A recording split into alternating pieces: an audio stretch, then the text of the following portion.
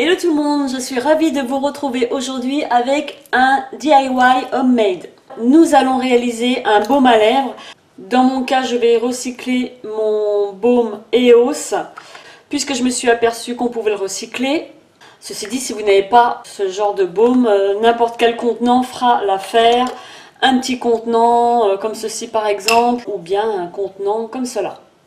Donc les baumes EOS que j'adore, j'en ai deux. J'ai enlevé le si peu de matière qu'il me restait ici avec l'autre que j'ai combiné, que j'ai laissé fondre, et ce qui m'a permis de refaire un baume neuf, tout simplement. Je dévisse mon baume et en fait sur la base à vis là, avec un couteau, je vais l'ouvrir. Donc ça va se trouver juste à ce niveau-là. Il y a un tout petit jour, il suffit de mettre le couteau, sans se blesser bien sûr, et de relever le petit compartiment ici. Donc voilà. Je vais visser cette partie-là sur la partie haute du moule.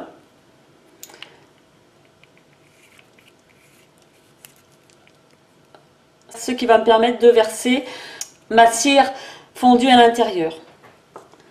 Pour ce faire, je vais utiliser de l'huile de coco vierge, bio, de la cire d'abeille ou autre. Moi, je vais utiliser la cire de Candélila qui est idéale également pour réaliser des baumes à lèvres.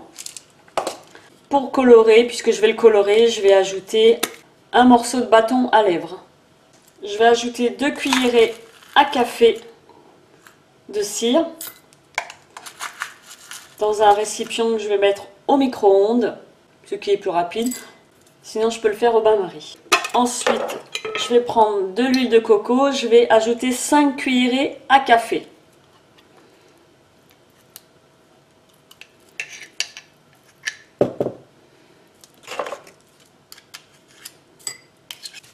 Ensuite, je vais faire chauffer le tout. J'ai fait chauffer au micro-ondes pendant 1 minute 30 à peu près.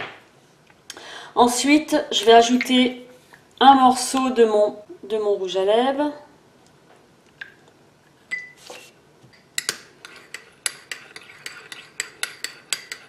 Je vais ajouter également un autre rouge à lèvres qui est un peu plus clair, qui est un nude.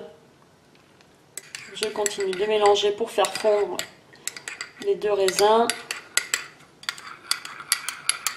Ensuite, je vais ajouter l'huile de coco pour donner un petit côté gourmand. Ensuite, je mets en pot.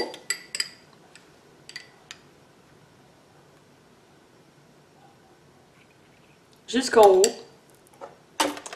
Et pour le restant, je verse dans un autre contenant.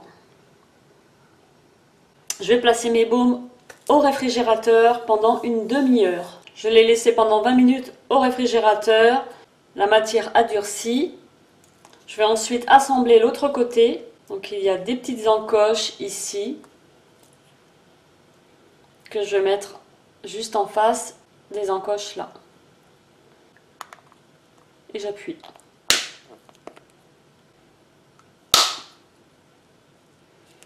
Ensuite, voilà ce que ça donne. Mon baume EOS. J'espère que ce petit tuto DIY vous a plu. Et puis je vous dis à très bientôt dans une prochaine vidéo. Bye bye, à bientôt.